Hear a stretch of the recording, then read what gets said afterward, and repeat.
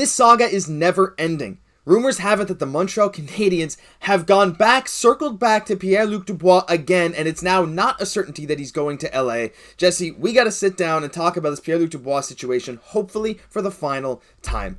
Let's just get into this. I think he's very expensive and he's not going to be worth it, and I think this is just... Look, guys, we're just as sick of this as you guys are.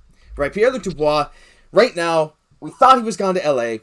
We saw lots of rumors about an extension and who they're trading him for, and we'll get into that in a second, but apparently now the Habs have circled back. LA was a clear front runner, but the Habs have re-engaged. Before we get into the actual, what they want for him and what the extension seems to be, aren't you just tired of hearing about this, Jesse? Because I know a lot of the fans are. Tell us what you really feel about all this, Josh. I'm done with this. Right? I thought for sure that he was going back to, that for sure that deal with the Kings would happen. It seemed like a great deal. We're hearing, okay, it's pretty much imminent that's done. So this is actually surprising that, we actually care, right? We've been kind of keeping it cool through all this, kind of thinking, okay, he's going to come back. But I think finally we're going to make our final offer. And if it's not too much, I think it's worth kind of testing the waters on. But, we definitely don't want to be selling the farm. As we've talked about recently, Kent Hughes, he wants to take a long-term approach. There's definitely benefits with having, Dubois on the team, but there's also those cons as well. So it's just about kind of weighing that out right now. But, hard to say. Well, I think making their best offer might be solid, but if they have to offer as much as the Kings reportedly offered, I just don't think it's worth it. So let's just dive right into this. I'm sure a lot of you guys have seen this, but as the Kings and Jets were trying to finish the deal, they said multiple players and pieces would be going to Winnipeg if it gets done, including Gabe Vilardi and Alex Iafallo. So these two guys together. Now, if we take a look at their stats really quick, Gabe Vilardi's a 23-year-old winger, 6'3", 215, who last season came off with the best season of his career, 41 points in 63 games, 23 goals. And not only that, they'd also be sending 29-year-old winger Alex Iafallo, who is pretty much in his prime at this point. He's a perennial 15, 20 goal-scoring guy, 40-point guy. I mean, if you extrapolate his stats to maybe a 70 or 80 game pace, that's two really good players. Jesse, I saw a comparison saying that these two guys being shipped to Winnipeg would be similar as if Montreal were to give Kirby Dach and Josh Anderson. First of all, what do you think of that comparison just from a production and age standpoint? And if you're, as a Habs fan, would you be okay for that for Pierre-Luc Dubois? It's pretty comparable in some ways, that the fact that Gabe Vilardi and Kirby Dach are both really young players. I think Gabe Vilardi's shown a little bit more so far in his NHL career. That probably offsets that Anderson, kind of outperforms a little bit Iafallo, in my opinion, while still being a really solid 30, 40-point player. So, I mean, nothing to scoff at. All the same, but I mean, the LA Kings, they might be looking to shoot their shot here, which on one hand, I do get it, but they're taking a much shorter term, approach to their rebuild, right? Because this is their second year row where they made the playoffs. They got eliminated in the first round this year, but, just for 3 years previous to that, they were not making the playoffs at all. So we're seeing one approach in the rebuild with the Montreal Canadiens of kind of slow and steady as she goes. And, the LA Kings, trying to maybe capitalize on still having Anze Kopitar there as well. So, you kind of get where they're coming from. They think, okay, maybe this can take us over the top. They are a decent team. Once we get in the playoffs, maybe Dubois can help them there. So I do get where they're coming from, but I still like that we're being patient. As the Habs. I really don't want to force this. We saw the photos of him with Caufield and everything else and having fun on a boat, as rich people are known to do from time to time. But, it's for me, I'm not convinced that he's a fit culturally for this team. Even though I'm seeing these photos, they're having the bestest of times, everything else. For me, we have to be very, very careful about how we approach this because it's a young team. We're a young and, possibly very influential team, a lot of these young players, right? So I think we got to be very mindful of the players that we're bringing into the team.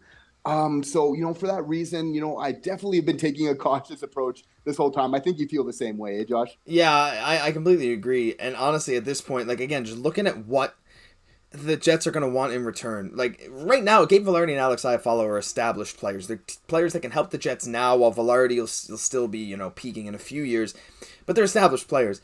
And I just think that the price I understand you're probably going to get an extension with Pierre-Luc Dubois, but I think that price for a guy who has said he wants out is insane. It's really surprising to me that Pierre-Luc Dubois is actually fetching this much, and I just wonder how much Montreal would actually have to give up compared to these guys, because Montreal doesn't really want to give up someone like Dach. Maybe one of their older guys like Anderson, but the Jets aren't going to want, they might not want Josh Anderson, right? Maybe they'll want one of the Habs' young D prospects or something. I just think the price isn't a fit for Montreal right now, not to mention the price of what Pierre-Luc Dubois' contract would be, we can bring that up right here. He's seeking salary in the range of $9 million per year, and a source that I don't have a picture of it, but they said 8 years, 8.75 was a contract that was on the table. And mind you, this is a guy whose career high is 63 points in 73 games. Now, guys, I understand Pierre-Luc Dubois.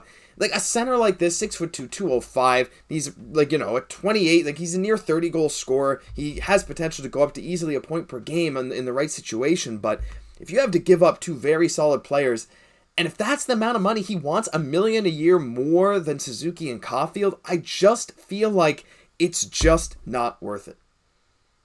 Yeah, well, a player like him, it doesn't come around all the time. Like, he's one of the bigger players in the league, and then having the hands that he does. But yeah, in my opinion, I would definitely be very cautious. But I think if there wasn't these problems, with possibly the attitude or, just wanting to first leave Columbus Blue Jackets, and then the Winnipeg Jets, I believe a Quebec-born player, big centerman like this, size that you could argue the Habs need, if there wasn't these issues, I bet 10 times out of 10, Kent Hughes is already making these deals. I feel like that's the real big hang-up is you really got to be mindful. We got to build up slow and steady. And also, I don't think it's time for us to really rush this as well. You could argue, how is it a bad thing that having him on the team would make us a better player? But I think you really got to strike while the iron's hot, so to speak. And sometimes that means being patient and kind of waiting till you really want to just really go for that home run, that slam dunk. So while a player's not like this all around, you can say, oh, you have to go for it right away.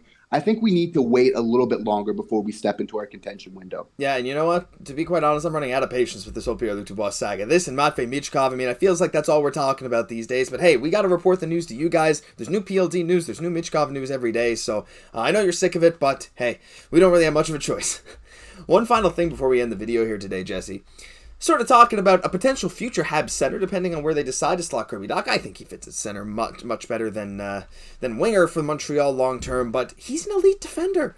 Maybe not to the eye, you wouldn't think it. He does make a lot of solid defensive plays, but we have some stats to back it up from A&R Sports.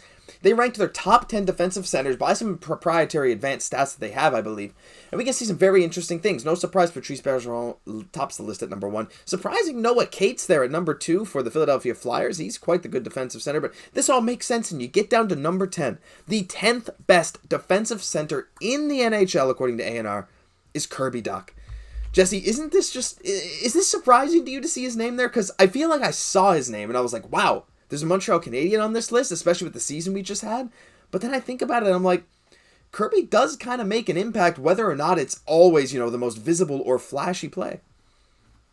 Yeah, it's with his reach, and his long, just his big frame on the ice, right? But so surprising to see him there instead of Nick Suzuki, who we always kind of just assume right in that role. But what I really like about this news, Josh, it's actually so great to hear, is that this just gives further credence to, have him start at center, going on next season. Imagine we have such a great defensive center in Suzuki, and then following that up with Kirby Dach, who obviously, his offensive skills are just continuing and starting to blossom right now, really. So, you put that together with a strong defensive game, these numbers don't lie. So this is really great news for us. Yeah, it's, again, surprising but not surprising. I just thought, when you watch Kirby Dach play, you're not thinking he is a shutdown defender, but he's always making the right play. Lots of nice stick poke stuff like that. Shout out to Arturi Lehkonen, a guy who used to be famous for that. But, it's just, he makes the right play. He's smart. He's a big body. Laid the body a lot more this year than he did any years prior. So, again, a bit of a surprise to see him in the top 10, but a very welcome one for sure.